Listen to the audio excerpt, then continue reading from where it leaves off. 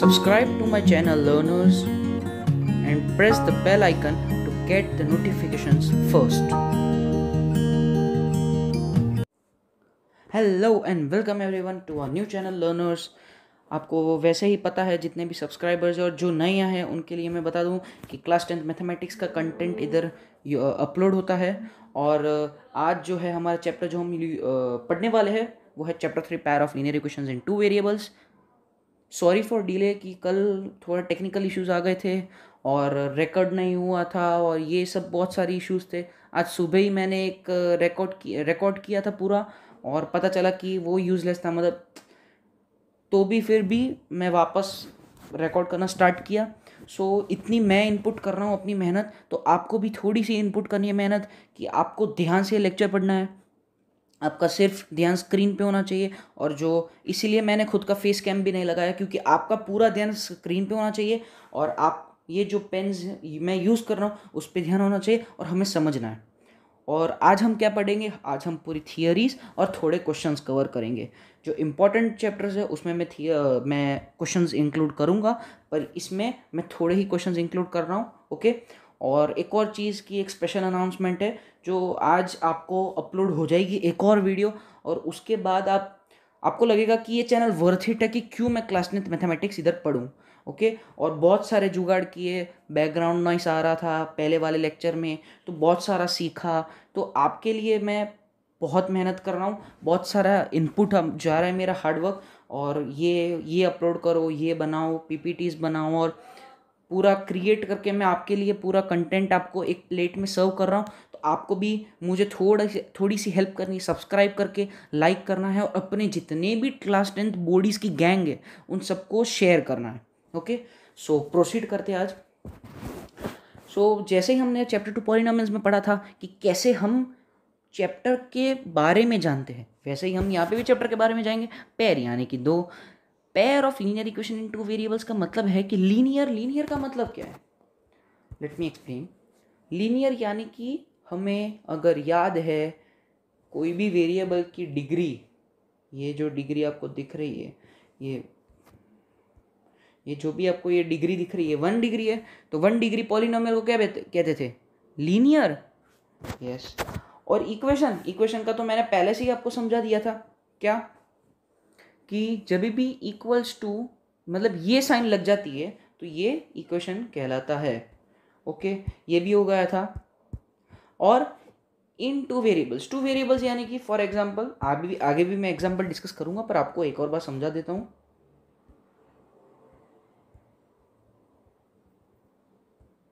Okay.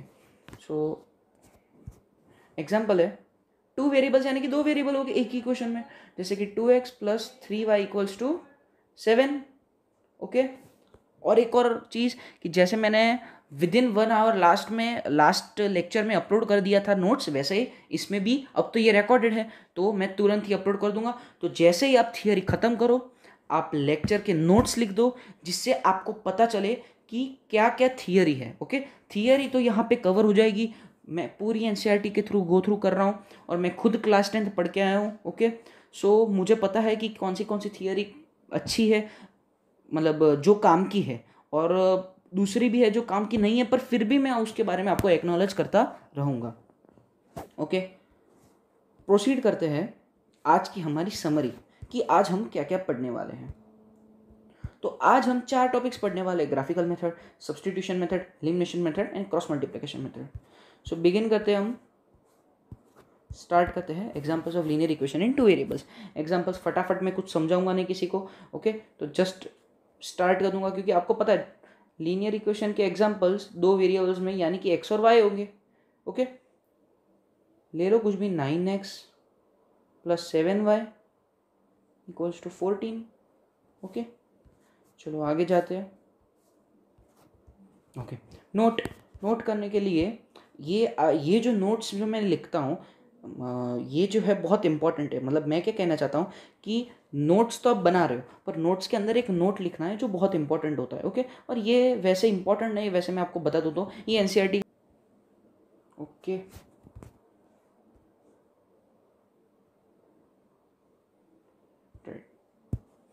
अब सबसे पहले समझते हैं पहला point, every solution of the equation is a point on the line representing it. Okay, ये स्टेटमेंट ये बोल रहा है कि एवरी सॉल्यूशन, सॉल्यूशन का मतलब क्या है? मान लो आपके पास एक इक्वेशन है 2x + 3y = 9, तो आपके पास एक ऐसी वैल्यू होगी x और y की, एक ऐसी वैल्यू होगी जिसमें LHS यानी कि लेफ्ट हैंड साइड और RHS यानी कि राइट हैंड साइड इक्वल हो जाएंगे सोल्व करने पे।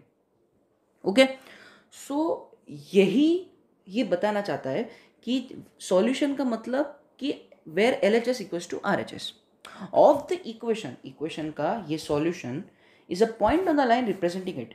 अब जब हम आगे भी सीखेंगे कि कैसे प्लॉट करते हैं, पर एक बार आप सीख लो, मैं एक बार सिखा दूंगा, फिर आगे हम स्किप कर देंगे। ओके, तो देखो क्या करेंगे, हम ऊपर वाली इक्वेशन को दूसरे के टर्म्स में लिखेंगे, जैसे कि x = 9 - 3y/2, ये हमारा हो गया। अब अगर मैं एक टैबुलर फॉर्म में बनाऊं तो क्या होगा? अगर मैं x और y को ऐसे टैबुलर फॉर्म में बनाऊं,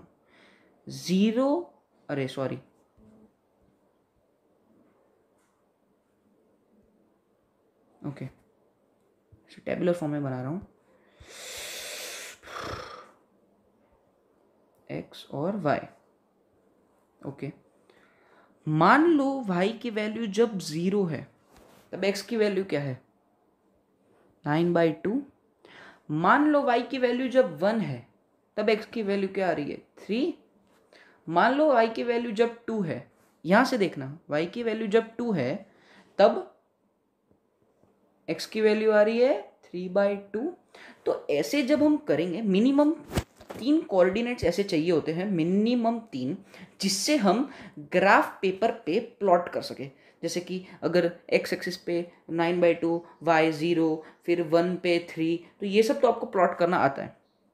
तो बस यही बोलना चाहता है कि मैं यही बोलना चाहता हूँ कि ये जो है, ये x और y से हम एक ग्राफ प्लॉट कर सकते हैं। और जब देखा गया कि ग्राफ प्लॉट करते हैं तो कुछ ऐसा आता है, कुछ लीनियर टाइप आता है। इसकी वजह से ये बोल रहा है कि जब हम सॉल्यूशन की बात कर रहे हैं, सॉल्यूशन यानी कि x और y में एक ऐसा भी पॉइंट होगा जब LHS और RHS इक्वल हो रहे हैं। तो जब LHS और RHS इक्वल हो रहे हैं तब वो पॉइंट B इस लाइन पे ही लाई करेगी, वो पॉइंट कहीं अलग से लाई नहीं करेगी, इस पॉइंट पे ही, इस लाइन पे ही लाई करेगी। ओके, और दूसरा, अब ये आपको समझ आ गया। अब नेक्स्ट समझते हैं। ये जो एग्जांपल्स है माइंड में बिठा लो। ओके, लिखने की जरूरत कोई नहीं है, पर हाँ समझने से मतलब समझना अच्छा है। Okay, thus now we can define a general term of a pair of linear equation in two variables as। अब हमने जैसे पॉलिनोमियल, जब हम लीनियर इक्वेशन इन टू वेरिएबल्स, जैसे हमने चैप्टर 2 पॉलिनोमियल्स में पढ़ा था कि कैसे हमने एक जनरलाइज्ड टर्म लिखा था, याद है वो सीरीज? याद आ रहा है? ax⁴k where k is a non-negative integer sum of ax⁴k। याद आया? an-1 xn-1 where an not equals to 0, ये सब लिखा आया था। तो वैसे ही हम इधर भी जनरलाइज करेंगे। तो इसका जनरल टर्म ऐसा कुछ है, ax + by + c = 0। ये हमारा जनरलाइज टर्म है और ये याद रखना है। ओके, आपको क्या कैसे आ गया? आपको ग्राफ पेपर पे प्लॉट करना आ गया लीनियर इक्वेशन का। सबसे पहले हमने लीनियर इक्वेशन जानी, लीनियर इक्वेशन के बारे में प्लॉट करना आ गया। अब हमने जनरल टर्म भी डिफाइन कर दी। अब हम इसके पेयर्स पे आते हैं। उसके पहले ग्राफिकली कैसे रिप्रेजेंट करते हैं ये तो आपको आ गया। अब पेयर ऑफ लीनियर इक्वेशन को कैसे रिप्रेजेंट करेंगे? देखो, सबसे इजी जो इक्वेशन दी है, जैसे मैंने सिखाया था वैसे ही प्लॉट करो और दूसरी भी वैसे प्लॉट करो। ओके, तो ये और ये डिफरेंट है। मैं आपको ये क्लियर कर देना चाहता हूँ कि ये टेबल और ये ग्राफ डिफरेंट है। मैंने सिर्फ आपको रिप्रेजेंट करने के लिए बताया कि ऐसा कुछ दिखेगा। Okay, pair of equation. अब क्या ये हर बार ऐसा होगा? नहीं, इसीलिए नेक्स्ट स्लाइड में मैंने आपको एक्सप्लेन किया पॉसिबिलिटीज कि हो सकता है वो दोनों लीनियर इक्वेशन को आप ग्राफ पेपर पर प्लॉट करो तो 3 पॉसिबिलिटीज से ज़्यादा नहीं आ सकती। पहली पॉसिबिलिटीज, या तो वो दोनों एक ही पॉइंट पे इंटरसेक्ट करे, एक ही पॉइंट पे, और इसे 2 lines will intersect at 1 point, और इसे इंटरसेक्टिंग लाइन्स कहेंगे। मान लो दोनों को हम प्लॉट कर रहे हैं तो दोनों कभी भी इंटरसेक्ट नहीं कर रहे, तो उसे पैरेलल लाइंस कहेंगे। ये डायग्राम देख के नाम याद करते रहना। और 2 लाइंस विल बी कोइंसिडेंट, ये कोइंसिडेंट लाइंस कहेंगे। अब कोइंसिडेंट लाइंस का मतलब उसके ऊपर, मतलब इनफाइनाइट पॉइंट्स पे हमेशा मिलता रहेगा। पॉसिबिलिटीज के बारे में पता चल गया। ग्राफ पेपर पे प्लॉट करेंगे तो ऐसी पॉसिबिलिटीज आएगी, या तो ये इंटरसेक्ट करेगा, या तो वो पैरेलल होगा, या तो वो हर बार उसको मिलेगा। ओके, नेक्स्ट पे आते हैं क्वेश्चन। Question is कि Romila went to a stationery shop and purchased 2 pencils and 3 erasers for ₹9. Her friend Sonali saw the new variety of pencils and erasers with Romila, and she also bought 4 pencils and 6 erasers of the same kind for ₹18. Represent the situation algebraically and graphically. Graphically तो मैं बताऊंगा नहीं क्योंकि मैंने इसमें बताया नहीं, पर आप ऑटोमेटिकली खुद बनाओगे ग्राफिकली, इतना इजी मेथड है और इक्वेशन भी ऐसी होगी। और एल्जेब्रिकली की हम अभी बात करते हैं। अब देखो एग्जांपल लेते हैं कि मान लो आप दुकान पे गए, दुकान पे जाने के बाद आप जब 5 रुपए की पॉपरिंग ले रहे हो, वैसे 5 पॉपरिंग्स ले रहे हो पैकेट्स, तो टोटल कॉस्ट कितनी होगी? ₹25। वैसे ही अगर आप एक की कॉस्ट पता चलती है आपको, तो आपको टोटल की कॉस्ट पता चल सकती है। बाकी की जितने भी अब क्वांटिटीज में वही क्वांटिटी लो। ओके, तो बस वही क्या है, let the cost of 1 pencil भी ₹X। तो एक की अगर ₹X है, तो जब रोमिला ने 2 पेंसिल्स खरीदी तो उसकी 2x होगी। ओके, और उसने टोटल इरेजर और पेंसिल को मिला के ₹9 दिए हैं। इसका मतलब कि 2x और इरेजर्स की कॉस्ट 3y मान लो। और आपको पता है कि ये लीनियर इक्वेशन इन 2 वेरिएबल्स है। 2 वेरिएबल्स की बात कर रहे हैं तो 2 वेरिएबल्स होंगे, तो एक x मान लिया और एक y मान लिया। y में क्या होगा कि एक इरेजर का अगर ₹y है तो 3 इरेजर्स का ₹3y होगा, तो 2x + 3y = 9 होगा हमारी इक्वेशन। सिमिलरली 4 पेंसिल्स ली तो 4x + 6y = 18। तो ये हो गई हमारी एल्जेब्रिक रिप्रेजेंटेशन।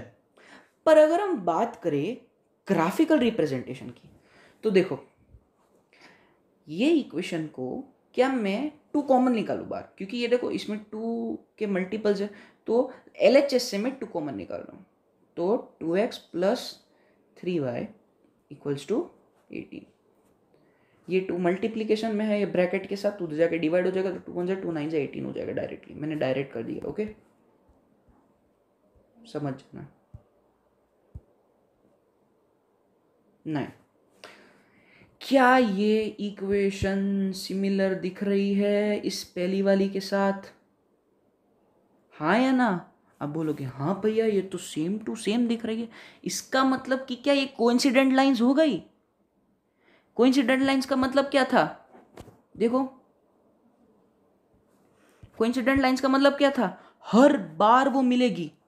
यानी कि इसने सिर्फ आगे मल्टीप्लिकेशन वाला अलग था, बाकी सब तो सेम था। यानी कि ये हर बार कोइंसिडेंट होगी, यानी कि ये हर वैल्यू पे इंटरसेक्ट करेगी।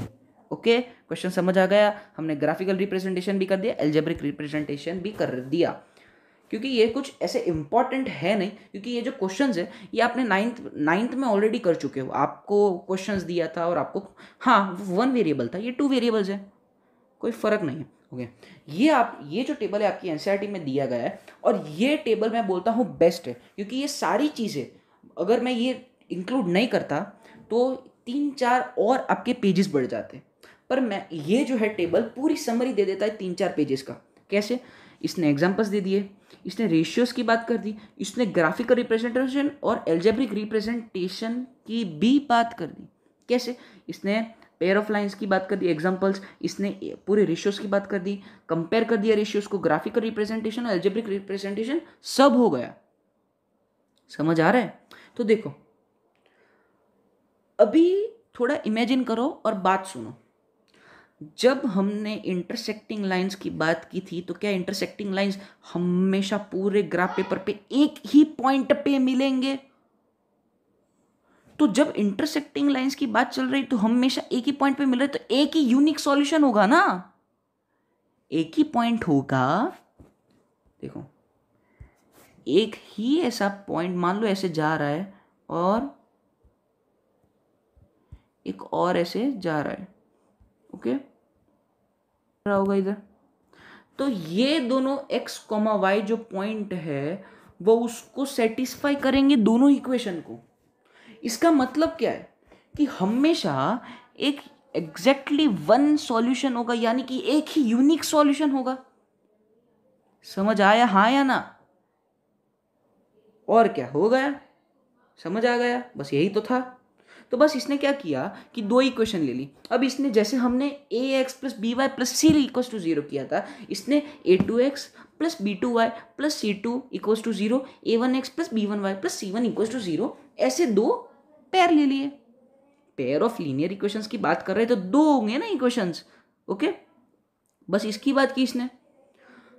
तो फिर क्या कर रहा है, इन दोनों के रेशियोज कंपेयर कर रहा है। तो इंटरसेक्टिंग की हमेशा यही कंडीशन होगी। मान लो क्वेश्चन में पूछ लिया आपको कि बताओ अगर ये लाइन इंटरसेक्टिंग लाइन है तो a1 पता है, a2 पता है, b1 पता है, b2 बताओ। तो आपको कैसे पता चलेगा? ऑप्शंस दिए रखे होंगे, एमसीक्यूज तो आ ही गए, a1 by a2, b1 by b2, ठीक है। तो ये पूछेगा, ये नहीं पूछेगा क्या होगा, ये पूछेगा नॉट इक्वल टू है तो क्या नहीं होगा। तो b2 सॉल्व करके आपको मिल जाएगा कि क्या नहीं हो सकता, ओके।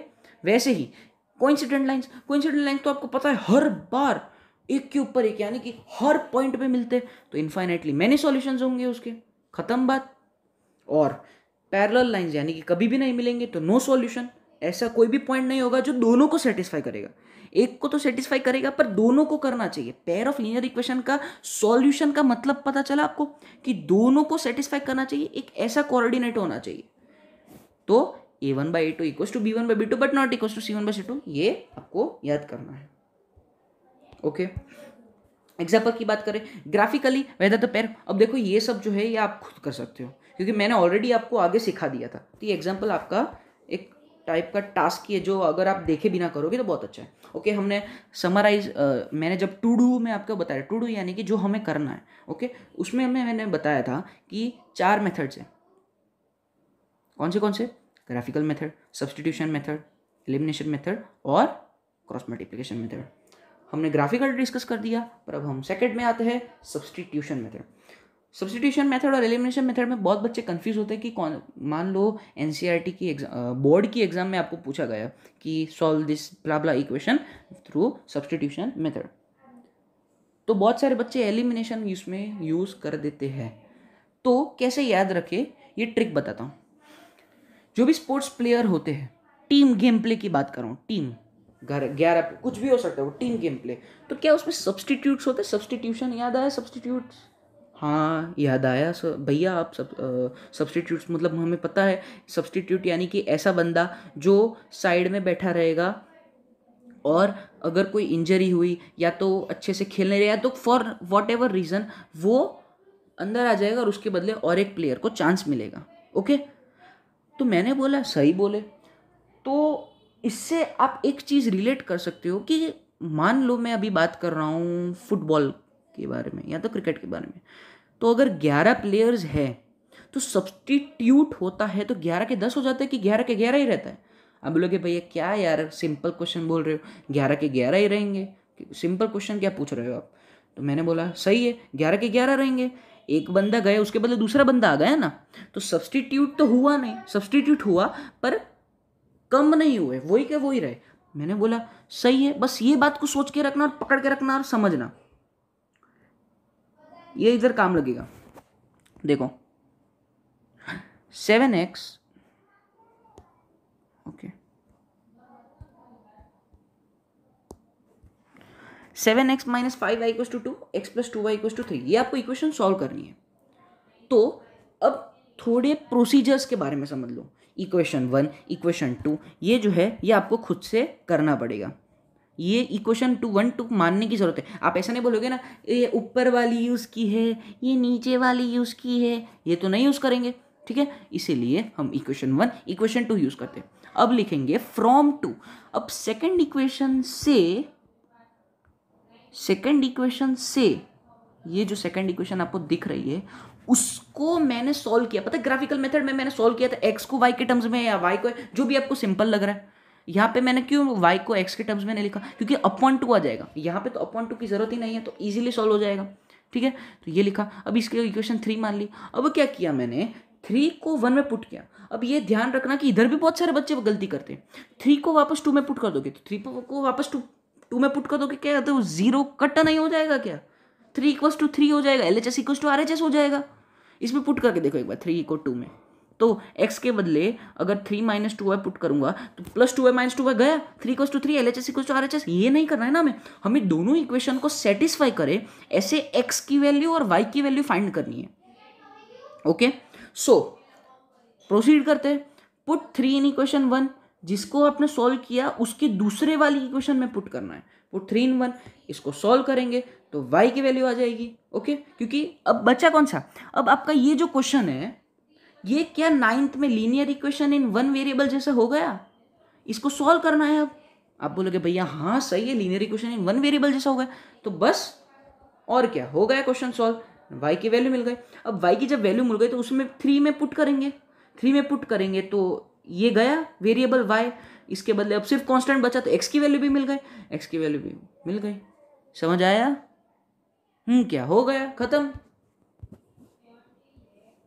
नेक्स्ट पे आते, एलिमिनेशन मेथड। एलिमिनेशन मेथड यानी कि मान लो फील्ड पे फुटबॉल या क्रिकेट की बात, क्रिकेट नहीं पर फुटबॉल की बात करें तो रेड कार्ड वाला ऑप्शन होता है। रेड कार्ड जब रेफरी देता है तो क्या होता है, वो प्लेयर एलिमिनेट हो जाता है। तो अगर 11 प्लेयर्स खेल रहे हैं तो 10 प्लेयर्स बचेंगे, यानी कि अब वो गया। बस एलिमिनेशन मेथड में ये यूज हो रहा है। एलिमिनेशन मेथड पढ़ते हैं बाय क्वेश्चन एग्जांपल लेके। Ratio of incomes of 2 persons is 9:7। आपको 2 पर्सन की इनकम, तनख्वाह की बात की है, 9:7, and the ratio of their expenditures यानी कि खर्चा इज 4:3। सबसे पहले आगे बढ़ू उसके पहले एक इंपॉर्टेंट चीज, आंख बंद करके जब वेरिएबल्स ऐसे, अरे सॉरी, जब आपको आंख बंद करना है, क्या बोल रहा हूं मैं, ऐसा ही होता है जब 3 बार कंटिन्यूस शूट करते हैं। ओके, तो अगर आपको इनकम्स की बात करनी है 2 पर्सन्स की और वो जो रेशियो में दिया है, तो सबसे पहले हमें उसके आगे एक वेरिएबल अटैच कर देना है, जैसे कि 9x एंड 7x। और अगर एक्सपेंडिचर्स की बात करूं तो यहां पे 4y और 3y दो मान लिए मैंने, मतलब रेशियोज। तो देखो आपके फर्क नहीं पड़ रहा, 9x/7x करोगे x गया तो 9:7 बचा, 4y/3y करो तो 4:2। तो मैंने क्या माना, मैंने इनकम दोनों पर्सन की 9x, दोनों इनकम 9x और 7x मानी, और 4y और 3y मानी मैंने खर्चा। अब इसके पहले हम आगे बढ़े, एक और एग्जाम्पल लेके चलते हैं। एग्जाम्पल ये है कि मान लो आपको मम्मी ने बोला कि ये ले बेटा 50 रुपीज़ जा दुकानदार के पास और 20 रुपये के कोई बिस्किट या कुछ भी खरीदना है आपको। तो क्या 50 रुपीज़ आपकी इनकम हुई? इनकम नहीं हुई, पापा के मम्मी के पैसे है। पर मैं बता रहा हूँ कि आपको मिले कितने, यहाँ पे 50 रुपीज़। कितने खर्च हुए? 20 रुपीज़। तो कितने बचे सेविंग्स? 30 रुपीज़। वो अलग बात है कि आप उसको पॉकेट में डाल दोगे और मम्मी को बोलेंगे सब यूज हो गए लॉल। पर अब बात कर रहे हैं कि इसको हम इधर इंप्लीमेंट कैसे करेंगे। देखो क्या किया आपने, 50 में से 20 माइनस किया तब 30 रुपीज बचे। इनकम 50 माइनस खर्चा 20, तो बचा कितना? 30। तो बस यही बोल रहा है कि if each of them manages to save rupees, if each of them manages to save rupees 2000 per month, find their monthly incomes. मतलब 9x और 7x निकालना है। तो क्या मैं पहले बंदे के लिए उसकी सेविंग्स, खर्चा, अरे इनकम माइनस खर्चा इक्वल्स टू बचत इक्वल्स टू 2000 लिख सकता हूं? हाँ लिख सकते। दूसरे वाले बंदे को similarly 7x minus 3y equals to, उसका भी 2000 बच रहा है, ठीक है। तो बस मैंने वही लिखा है, देखो पहले स्टेटमेंट में यही लिखा है मैंने कि let the incomes of two both persons be rupees 9x and 7x, let the expenditures of both person be rupees 4y and 3y. और इक्वेशंस क्या देखो, सेम टू सेम बनी, 9x minus 4y equals 2000, 7x minus 3y equals 2000. Equation 1 and 2 formality, board को यही चाहिए formality. अब क्या करेंगे, एलिमिनेशन मेथड सीखते, सब्स्टिट्यूशन मेथड सीख गए कि उसके बदले में वो डाल देंगे x को y के टर्म्स में या y को x के टर्म्स में, और फिर दूसरी इक्वेशन में पुट करेंगे. एलिमिनेशन यानी कि निकाल देना, यानी कि एक वेरिएबल को निकाल ही देना पूरा का पूरा.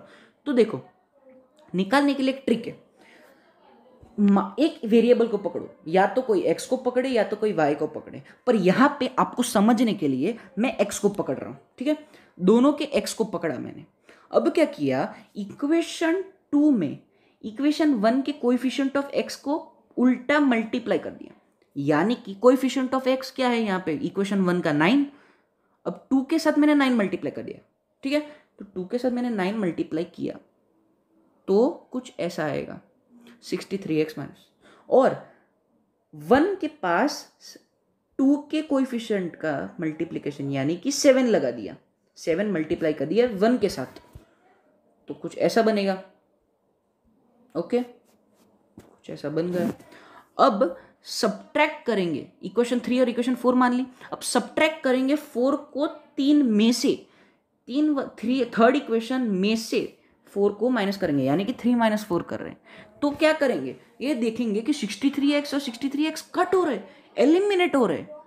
तो बस हो गया सॉल्व y की. अब बचा कौन सा, y. तो linear equation in one variable आ गया. वन वेरिएबल वाला तो 9 से ही पढ़ते आ रहे, सॉल्व कर दो. सॉल्व करने के बाद y की जो वैल्यू आएगी वो 1 या 2 किसी में भी पुट कर दो तो x की वैल्यू भी आ जाएगी. खत्म. क्या हो गया. नेक्स्ट, तो हमने कौन सी पढ़ ली, graphical method, substitution method, elimination method. अब आती है हमारी last method, cross multiplication method. Okay, cross multiplication method को सीखने से पहले ये गो थ्रू कर लो जो ये हमें ऑलरेडी आता है. जनरलाइज्ड इक्वेशन लिख ली, a1x plus b1y plus c1 equals to 0, a2x plus b2y plus c2 equals to 0. ये हमने लिख दी. अब थोड़ा नीचे जाओ, नीचे जाओ. अब यहाँ पे इसका यूज यहाँ पे आएगा, ठीक है, और फिर इसका यूज यहाँ पे आएगा. ओके, तो सबसे पहले इसको इधर जाओ, x, y और 1 ये काम का नहीं है, पर ऐसे कॉलम्स बना दो, x लिख दो ऊपर y लिख दो और ऊपर 1 लिख दो. अब ये b1 b2 c1 c2 ये सब लिखना है. अब बोलोगे भैया कैसे लिखा आपने, मैंने बोला देखो ऊपर वाली इक्वेशन में अगर मैं x के कॉलम में आ गया तो x को नेग्लेक्ट करो, यानी कि a1x प्लस a2x ये वाला जो पोर्शन है इसे भूल जाओ, इस पे फिंगर रख दो.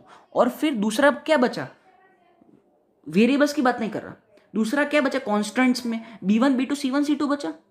तो क्या ये b1 b2 c1 c2 क्या इधर ही अप्लाई हो रहा है, हाँ, तो वही का वही नीचे लिख दो b1 b2 c1 c2. अब ये तो ऑलरेडी होगा, अब y के कॉलम में हमें यही ऐड करना था. y को भूल जाओ, y को ऐसे उंगली रख दो, तो क्या बच रहा है a1 a2 c1 c2. c1 c2 तो ऑलरेडी लिखा हुआ था, तो बचा क्या, a1 a2 लिखना है, a1 a2 लिख दिया. वैसे ही b1 b2 लिखना है हमें. 1 पे जब आएंगे तब क्या करना है, कांस्टेंट को छुपाना है, कांस्टेंट को भूल जाना है. तो बचा कौन सा, a1 a2 b1 b2. a1 a2 तो ऑलरेडी लिखा था, b1 b2 लिख दिया. बस अब इसको इस पे अप्लाई करेंगे. अब अगर x की बात कर रहे हैं तो उसके नीचे क्या आ रहा है, मल्टीप्लाई करना है. b1 को ऐसे तीर छोड़ देने, b1 को c2 के साथ मल्टीप्लाई करना है, फिर माइनस करना है b2 को c1 के साथ. तो b1 c2 minus b2 c1. अब अगर y की बात कर रहा हूं तो ये माइनस को नेग्लेक्ट करना, ठीक है. ये मैंने कुछ और मेथड से सिखाने का ट्राई किया था, पर मुझे पता चल गया कि अब एनसीईआरटी से ही गो थ्रू करेंगे हम, ठीक है. देखो ये प्लस हो गया अपना, और ये भी प्लस हो गया, और ये माइनस हो गया a2 c1 वाला. ओके, अब थोड़ी मोटाई बढ़ा देते हैं वरना. ओके, तो y के नीचे क्या आया, y हमने क्या लिया था y, ये y के नीचे वाला क्या है, c1 c2 a1 a2. तो बस c1 a2 minus c2 a1. देखो c1 a2 प्लस वाला है, देखो प्लस मैंने लिख दिया है, माइनस c2 a1 ये तो मैंने अभी बोला था, और 1 1 ऊपर लिखो अपॉन A1B2 माइनस A2B1। समझ आया? और फिर क्या करना है? फिर क्या मैं इसको ऐसे इमेजिन कर सकता हूं कि इसको मान लो अभी हटा रहा हूं मैं, तो अभी आपके पास क्या बचा? x by B1C2 minus B2C1 equals to A1B2 minus A2B1, यही तो बचा आपके पास। बस तो क्या करो, ये डिवीजन में है, उधर जाके मल्टीप्लिकेशन में हो जाएगा, तो आपको A1 A2 B1 B2 C1 C2 ये तो आपको कॉन्स्टेंट्स है, कोएफिशिएंट्स है, ये सबको तो आपको पता है, तो फिर x इक्वल्स टू मिल जाएगा। सिमिलरली अब x को छुपा दोगे तो y इक्वल्स टू समथिंग आ जाएगा, तो y मिल जाएगा। पता चला? x को मान लो अभी छुपा दिया तो बचा क्या आपके पास? y इक्वल्स टू ये। समझ आया? कॉन्स्टेंट्स पता है तो x और y दोनों की वैल्यू पता चल जाएगी। Next, last topic of this lecture, equations reducible to a pair of linear equation in 2 variables. कुछ नहीं है, बस अगर आपको ऐसा कुछ दे दिया है 2x plus 3y equals to 30, 5x minus 4y equals to -2, तो आप क्या करोगे? भैया क्या आप भी ऐसे पूछ रहे हो क्वेश्चंस? अब तो हम मास्टर PhD कर चुके हैं। मैं बोला रुको तो सही, देखो इसे अगर LCM लूँगा पहली वाली इक्वेशन को, तो क्या आ रही है? 2y plus 3x equals to 13xy। Similarly नीचे वाला क्या होगा? 5y minus 4x equals to -2xy। Okay, अब क्या बोलेगा? भैया क्या अभी 2 वेरिएबल है, 2 इक्वेशन है, आपने इतनी सारी मेथड पढ़ाई, ग्राफिकल तो नहीं करेंगे क्योंकि ग्राफ पेपर चाहिए, पर अगर हमें पेज पे सॉल्व करना है तो हम क्या क्या यूज़ करेंगे? सब्स्टिट्यूशन, एलिमिनेशन, क्रॉस मल्टीप्लिकेशन, उससे कर देंगे। मैंने बोला ये क्या करेंगे फिर? ये एक्स वाई का क्या करेंगे? इसीलिए ये मेथड आप ट्राई करोगे तो भी सॉल्व नहीं होगा, इसीलिए ये मेथड इंट्रोड्यूस की गई थी, जहाँ पे देखो ध्यान से, क्या मैं 2/x को 2 इंटू 1/x और 3/y को 3 इंटू 1/y को 13 वैसे के वैसे लिख सकता हूँ? लिख लिया। अब इसने क्या किया है कि 1/x को t मान लिया है और 1/y को u मान लिया है, बस उसको उसमें पुट कर दिया। तो क्या ये 2 वेरिएबल चेंज हो गए पर इक्वेशन तो वही की वही है। सॉल्व करना तो आपको तीनों मेथड से आता है, बस अब बैठे बैठे सॉल्व करो। अब जब फाइनल आंसर आएगा तब हमें x और y की वैल्यू पूछी है ना, t और u की नहीं पूछी, पर हमें तो t और u की निकलेगी ना, जब सॉल्व करेंगे तो वेरिएबल्स की आंसर निकलेगी इसमें जो है। तो क्या होगा, क्या करेंगे? तो हमें ऑलरेडी पता है कि t जो है वो 1/x है और u जो है वो 1/y है। ओके, तो हमें क्या पता है? हमें t पता है, t की वैल्यू, हमें u पता है, तो क्या क्रॉस मल्टीप्लाई करके x की वैल्यू कॉन्स्टेंट्स के बराबर करके नहीं ला सकते? हम ला सकते। क्या हो गया, क्वेश्चन खत्म। तो इसी के साथ हम ख़त्म करते हैं हमारा स्टडी पार्ट वाला लेक्चर। थैंक यू सपोर्ट के लिए, और भूलना मत हमारा एक नेक्स्ट वीडियो आ रहा है जो आप सारे फ्रेंड्स के लिए बहुत यानी कि बहुत इम्पोर्टेंट है, और एक टाइप का एक आपके लिए सस्पेंस आपको बना के रखता हूँ, देखना आप क्या क्या होगा। और क्या बोलूँ? और कुछ बच रहा है? नहीं, बस थियरी थी वो तो पढ़ा दिया। ओके, तो इसी के साथ मैं ख़त्म करता हूँ ये लेक्चर, और कोई भी डाउट्स है, क्वेरीज है तो कमेंट सेक्शन तो है ही।